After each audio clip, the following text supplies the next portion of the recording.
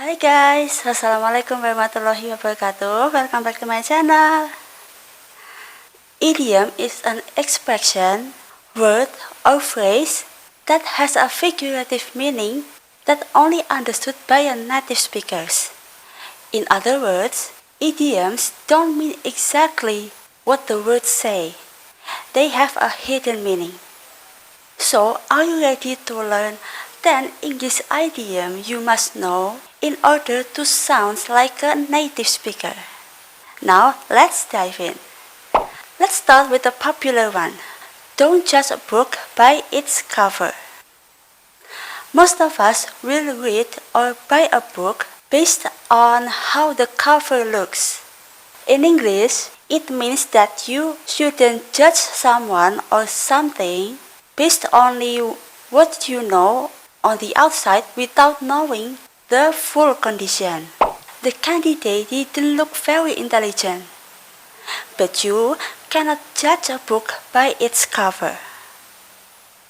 The restaurant looks dirty, but they serve the most authentic food in the market. You can judge a book by its cover. You got it? Let's move on to the next idiom. To make a long story short. In English, it is used when you are explaining what happened in a few words without giving all the details. So you're just telling the important point of your story or explanation. Long story short, he still stays in the apartment. We started to going out, and to make a long story short, we ended up getting serious about one another. You got it? Okay, let's move to the next idiom. Stab someone in the back. If you say that someone has stabbed you in the back, you mean that they have done something harmful to you when you thought that you could trust them. I can't believe Adele stabbed me in the back by telling my teacher I wasn't really sick when I stayed home yesterday. I can't believe that she stabbed me in the back because of that rumor. I really trust her, but she betrays and deceives me. You got it? Let's move to the next idiom. Ring a bell. Bells have been used to remind or instruct us to do something for a long time ago, like school bells, dinner bells, or a bells of an alarm clock. If something rings a bell, it means that it sounds familiar and you somewhat remember it. I might have met him before. His name rings a bell. His name sounds familiar to me.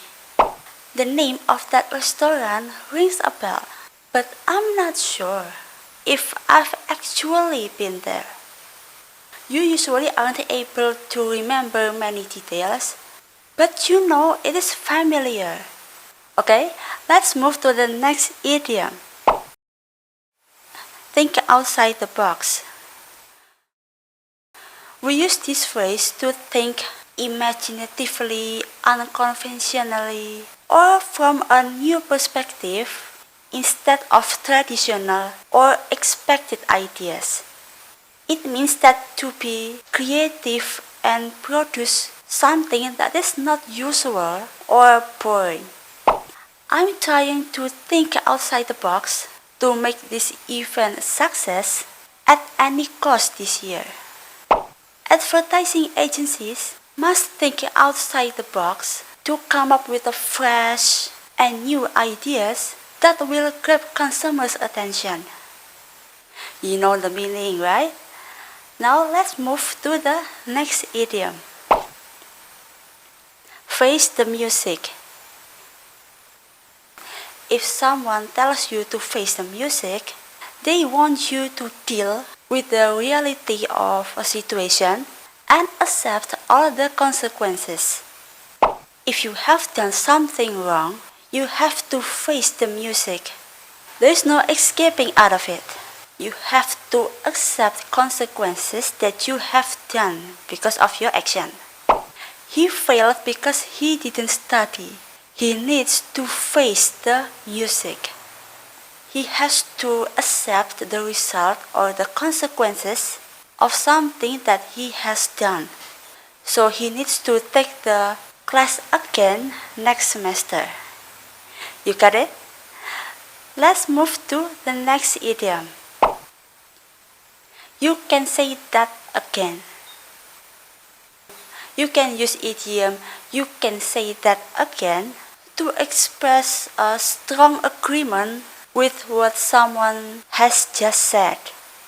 It is sort of like saying "I agree" or "I double that" or "ditto."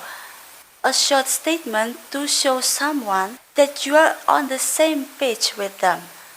This pie is so delicious. Yeah, you can say that again. I want to buy another one. I strongly agree with something that you said. She is the most boring person that I've ever met. You can say that again. You got it? Okay, let's move to the next idiom. Play the devil's advocate. Is someone who pretends to support an opposite argument in order to make people discuss and consider the idea in more detail. This phrase is most commonly used when helping someone to make a decision. He offered to play the devil's advocate and argue against our case so that we could find out any flaws in it. It is not because he disagrees with that argument, but just want to test the strength, details, or the validity of that argument. Before we meet the client, we should play devil's advocate and try to anticipate their counter-arguments. Okay, you got it? Let's move to the next idiom. It takes two to tango. Is used to dole out the blame to both parties involved in a problem. It means that both parties involved in a situation are equally responsible for it and both must make the effort to work out a resolution. It is not right to blame only the other woman for his affair. It takes two to tango. It is his fault too. You also can use it for actions or communication that need more than one person. If you want to play that game, you need a partner who will play with you. It takes two to tango. In other words, some things cannot happen by one person acting alone, right? Cooperation is needed. You got it? Okay, now we move to the last idiom for today. Hooked on something. If you are hooked on something, you enjoy it so much that it takes up a lot of your interest and attention. For example, you might hear people at work talking about a new TV series that everyone really likes. Someone might say, "I'm hooked on this TV series after 3 episodes." You also can use this phrase if you want to talk about hobbies. Her friends talked her into ballet, and now she's hooked on it. Alright, that's it for today's lesson. I really hope you enjoyed and understand this lesson perfectly. If you master this and start practicing and using them, you will start sounding like native speakers. Don't forget to subscribe to my channel and see you on my next video. Bye bye. Wassalamualaikum warahmatullahi wabarakatuh.